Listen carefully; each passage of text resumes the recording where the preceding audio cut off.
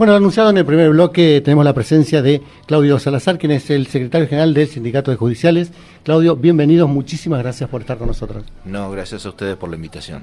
Bien, Claudio, este año un año muy particular desde lo personal, pero también como una lista, como grupo como integrante de un grupo de personas que se presentaron en las últimas elecciones de SEJU, en la cual ganaron el 27 de febrero de este año. Contanos un poco cómo ha sido todo eso, porque ustedes además asumen en un momento donde, bueno, tenían que, ahí nomás la mesa de negociaciones con el gobierno, un conflicto que tenían que resolver. ¿Cómo les ha ido? ¿Cómo les fue? Sí, bueno, ahí para ilustrarte mejor, las elecciones fueron el 5 de diciembre y nosotros recién asumimos el 27 de febrero, que era la finalización de la conducción anterior. Al finalizar diciembre y al comenzar el año, obviamente el conflicto del año pasado no cerró de la mejor manera. Si bien había sido un conflicto bastante prolongado, también terminamos con muchos días de paro, es decir, un conflicto a lo cual los trabajadores y trabajadoras judiciales lo resintieron mucho. Nosotros, como bien decís, apenas asumimos, tuvimos que arrancar una mesa de negociación que en principio la conducción anterior había firmado recién para el mes de junio, tal cual se firmaron en otras organizaciones, y nosotros entendíamos que había que acelerar el proceso de negociación salarial en función de una realidad concreta. Hubo un proceso de evaluación en los últimos meses del año pasado y principios de este año, sumado también a un proceso inflacionario bastante creciente, que no se podía esperar hasta el mes de junio para empezar una negociación salarial y mucho menos llegar a una negociación salarial ya prácticamente con medio año, es decir, y con un proceso inflacionario creciente, eso era bastante complicado. Por suerte logramos, nuestra legitimidad se dio en ese 52% de los votos que logramos en toda la provincia, y eso también nos dio la fortaleza necesaria para exigirle al tribunal la apertura de la negociación salarial, y desde ya esa fortaleza se trasluce después en el acuerdo que rápidamente logramos cerrar con el Tribunal Superior de Justicia, y significó en la práctica que un ingresante al mes de septiembre, porque se logró un acuerdo en 3 etapas, al mes de septiembre llega a los 10.000 pesos, que más o menos era un horizonte que no habíamos trazado todos los gremios del Estado, es decir, también teniendo en cuenta la perspectiva de la policía, que había cerrado en un aumento de 10.000 pesos mínimo para el personal ingresante. Para muchos fue el 100% de aumento en los bolsillos de los trabajadores de la policía, ¿no? Exactamente. Sí. Nosotros entendemos que más en esta provincia, tenemos una provincia donde los costos son muy elevados. Tenemos realidades de compañeras y compañeros judiciales en toda la provincia, no solamente judiciales, sino yo tengo hermanos y tengo también familiares y amigos que viven en el interior de la provincia, donde también los costos, ni hablar de los alquileres. Nosotros tenemos alrededor de el 70% de nuestra planta está en las últimas categorías, casi el 80% te diría, me animaría a decir, está alquilando. Sí. Cada vez que se tiene que renovar un alquiler, sabemos los costos cómo se elevan. También se dio una particularidad, nosotros estuvimos asistiendo a varios compañeros y compañeras judiciales que se sufrieron la inundación, y en muchos casos esas compañeras sufrieron la inundación en sus casas que estaban alquilando y se tuvieron que ir a alquilar, buscar rápidamente otro alquiler porque ya no podían seguir viviendo en esas condiciones porque habían explotado las cloacas, es decir, situaciones bastante complicadas con lo que significó toda la inundación. Y ahí también se dio una característica bastante complicada, porque también se empezó a especular, los dueños de los departamentos, de la vivienda, empezaron a especular con los precios, y la verdad que, de acuerdo a lo que nos comentaban las personas que sufrieron la inundación, le pedían un precio realmente elevado para empezar a alquilar cualquier vivienda, es decir, en el lugar que esté de la ciudad de Neuquén, los precios se elevaron producto de esa especulación financiera, de esa especulación inmobiliaria que se dio en ese momento. Claudio, ya casi 5 meses aproximadamente de gestión, ¿cómo evaluás estos 5 meses? ¿Se encontraron con un sindicato como lo habían pensado, con algunas sorpresas? Los compañeros, ustedes tuvieron un buen 52% de votos a favor, pero bueno, hay un resto que tampoco lo votaba. ¿Cómo lo sintieron en la práctica a partir que asumieron como conducción? Bueno, en principio encontramos un sindicato bastante desmotivado, es decir, eso también producto de 4 años anteriores de otra gestión, que nosotros como militantes del sindicato varias veces íbamos a plantear nuestras cuestiones a las distintas asambleas, y la verdad no fueron, digamos, asambleas con todo lo democrático que nosotros habíamos pretendido. No obstante eso, a pesar de, digamos, de ese desgaste, tuvimos alrededor de un 85% de votantes en esa elección. Eso significa que, a pesar de todo, nuestros compañeros y compañeras siguen apostando a la organización sindical más allá de las conducciones, y eso es importante. Es decir, nosotros tenemos que mirar mucho más allá. Las conducciones pasan, lo que tiene que perdurar es la organización, la herramienta de lucha que son los sindicatos.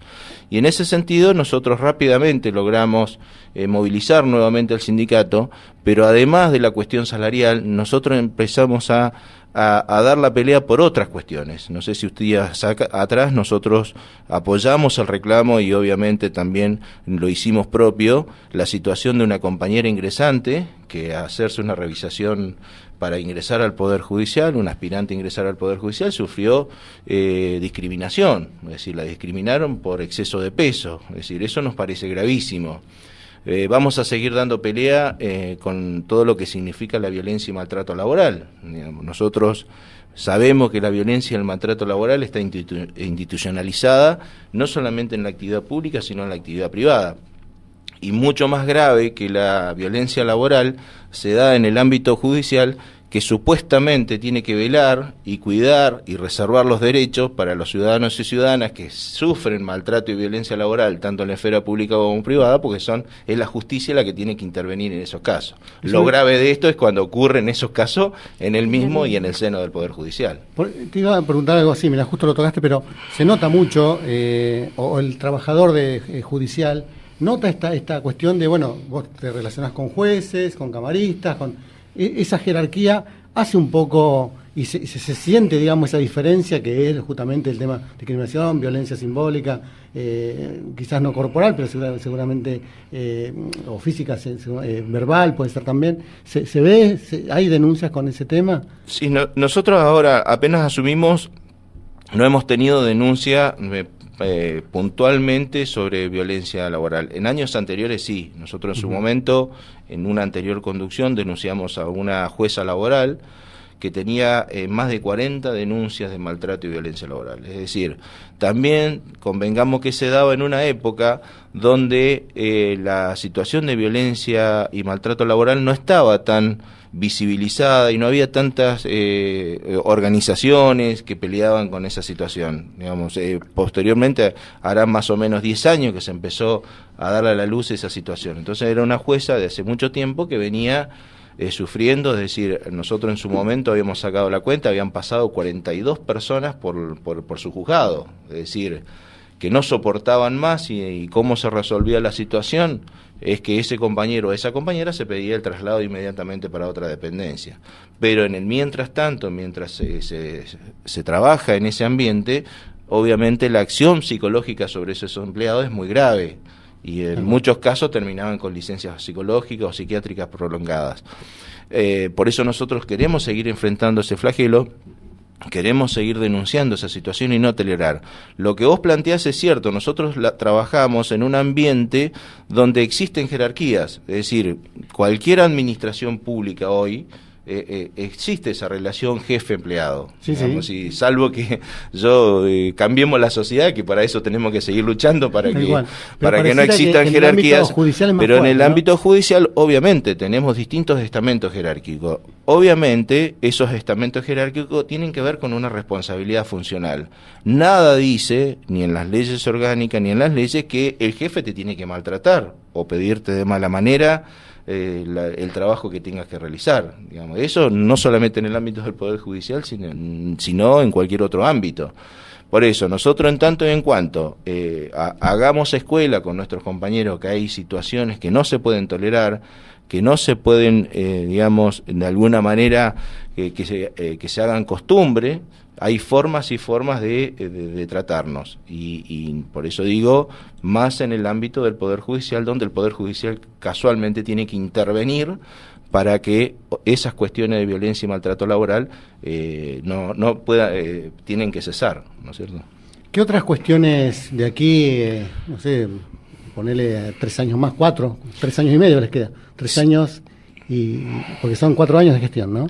Sí, bueno, serían las que tendrían que abordar ustedes. Claro, 4 años, hasta el 2018. Nosotros ahora lo que estamos, mañana tenemos una elección interna que vamos a elegir nuestro candidato que posteriormente va a ir a disputar los 4 cargos en minoría ante el Consejo de Administración del Instituto.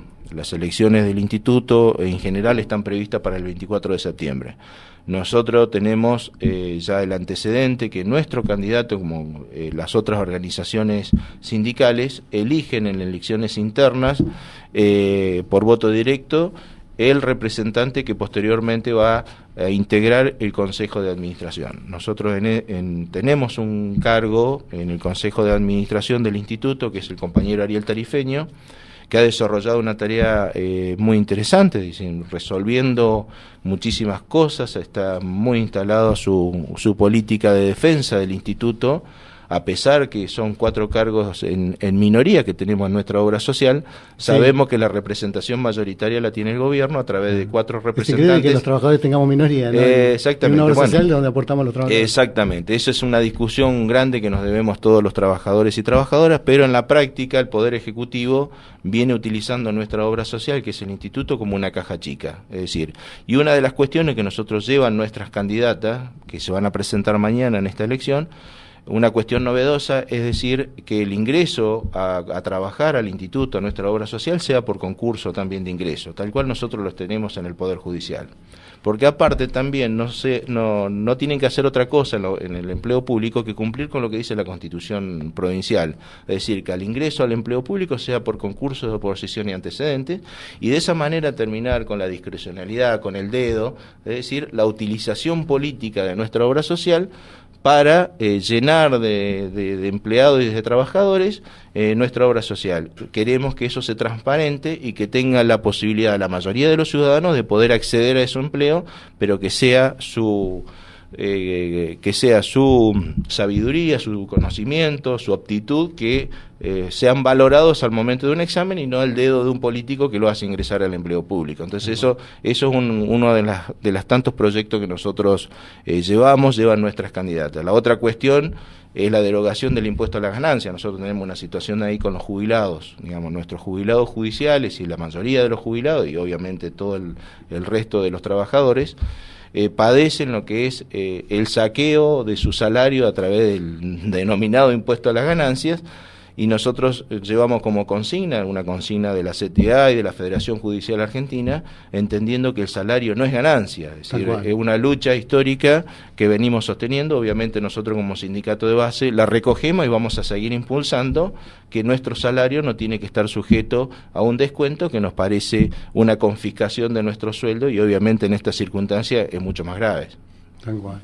Temas muy candentes, muy importantes, sí. Y con historia ya. Bueno, el impuesto a la ganancia ya tiene una historia, el instituto tiene una gran historia en el tema de la representación de los trabajadores, en la utilización de los recursos, en ese famoso déficit que tiene también. Hubo un concurso hace poquito, se presentaron más de 15.000 personas, creo que son 200 las que tendrían posibilidades de ingresar. ¿El sindicato ahí es parte de la evaluación que se le hace a los que ingresan? Muy acertada tu pregunta. Ahí nosotros tenemos, tal cual establece la reglamentación actual, un carácter de veedores, pero no tenemos ni voz ni voto, digamos, tal cual está hoy la reglamentación interna del Poder Judicial. Nosotros apenas asumimos, yo sabían que en años anteriores, precisamente el año pasado, el tribunal había dictado un acuerdo donde cambiaba la modalidad de ingreso al Poder Judicial y sometía esa modalidad de ingreso a un sorteo de determinada cantidad de personas que posteriormente serán capacitadas, posteriormente se le hace un examen y se labra el listado y el orden de mérito definitivo. Lo que nosotros entendemos, y tal cual lo presentamos una impugnación a esta modalidad de sorteo, entendiendo que deja librado al azar la posibilidad de muchos jóvenes neuquinos y neuquinas el ingreso al empleo público, y no la aptitud y los conocimientos. Claro, o sea, claro. sobre la base de los conocimientos y la aptitud es lo que se tiene que evaluar al momento de que vos te presentás a un examen, como hemos hecho todos que ingresamos al Poder Judicial en su momento. En igualdad de condiciones, un examen, posteriormente el que mejor examen da es el que está en el orden de mérito primero para ingresar al Poder Judicial. Es cierto, hay una realidad concreta que conseguir un trabajo cuesta mucho, cada vez son muchos más jóvenes que deambulan y cada vez la necesidad de conseguir un trabajo es mucho más urgente y cada vez escasean más, digamos, tenemos una situación económica que no la vamos a desconocer.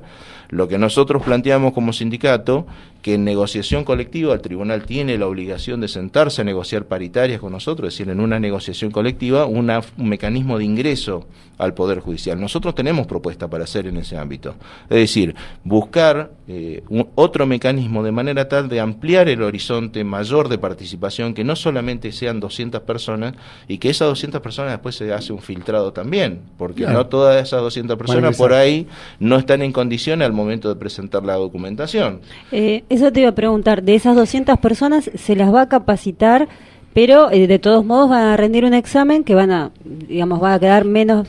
Por lo tanto, también tiene que ver con una capacitación previa. Si una persona que se anotó no tiene ningún conocimiento respecto a lo que es, leyes o lo que puedan trabajar en este ámbito, también tiene menos posibilidades, ¿no? Por eso digo, hay 3 instancias en esta evaluación, porque hoy me preguntaban de otros medios que estas 200 ya habían entrado. No. Se va a hacer un curso de capacitación de estas 200 personas, posteriormente ese curso de capacitación se les va a tomar un examen. Ahí el primer problema y el primer inconveniente que surge es, algunos, me lo han planteado algunos jóvenes que han ido al sindicato, es decir, si yo salgo sorteado, por ahí voy a tener que abandonar la changa, voy a tener que abandonar el trabajo momentáneo y someterme a esa escuela de capacitación que va a ser en determinado horario. Tal cual. Entonces, si no hago esa capacitación, no voy a poder rendir el examen, y si no rindo el examen, no voy a saber, hay otra instancia que también muchos de las personas que actualmente salieron sorteadas tienen que evaluar. En muchos casos, como sea, tienen trabajos temporarios, hacen distintos horarios, muchos están en la facultad, es decir, van a tener una complicación también extra. Estas 200 personas que salieron sorteadas.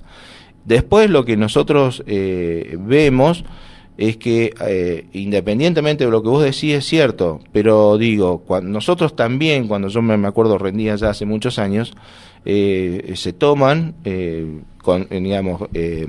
conocimientos generales, conocimiento de constitución, de leyes, algunas leyes, es decir, que es un examen, conocimientos generales de todo, que nosotros lo vemos generalmente en el secundario, o sea que el compañero o compañera que egresa del secundario tiene conocimientos mínimos que puede llegar a rendir un examen. En ese momento tenías que ser muy rápido para escribir a máquina, porque en ese momento teníamos las máquinas de escribir común, sí. Pero por supuesto después con los adelantos tecnológicos los chicos tienen acceso a otro montón de conocimientos y obviamente hoy en día están muchísimos también más capacitados por las herramientas tecnológicas que le ofrecen una capacitación permanente. Por ejemplo, tal cual el planteo que nosotros hacemos, se puede hacer un examen vía internet.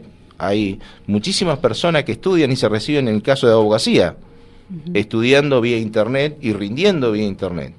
Ese puede ser también un mecanismo que se puede instrumentar para los futuros ingresos al Poder Judicial. Y que sea con tiempo más flexible para aquellos que tienen otros compromisos. Exactamente. A la espera de un trabajo mejor. Digamos, ¿no? Tal cual, cuando vos tengas la seguridad de que efectivamente vas a ingresar al Poder Judicial, después recién desprenderte, porque también hay un periodo de prueba de 6 meses. Es decir, dentro de esos 6 meses vos estás sujeto a que no te confirmen en el cargo. O sea, es otro filtro más.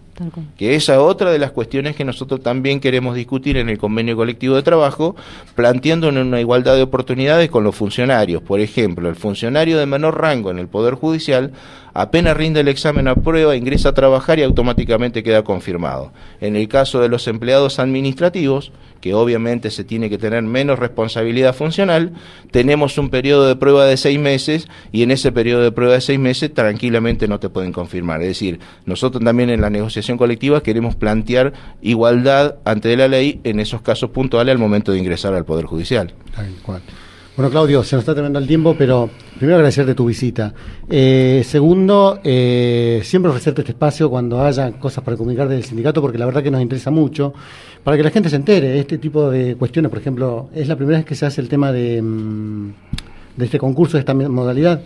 No, ya se hizo uno que se dictó el año pasado, que se hizo para Cutralcó. Un llamado hacia abierto también, donde pero la gente se anotaba por sorteo y salía sorteada.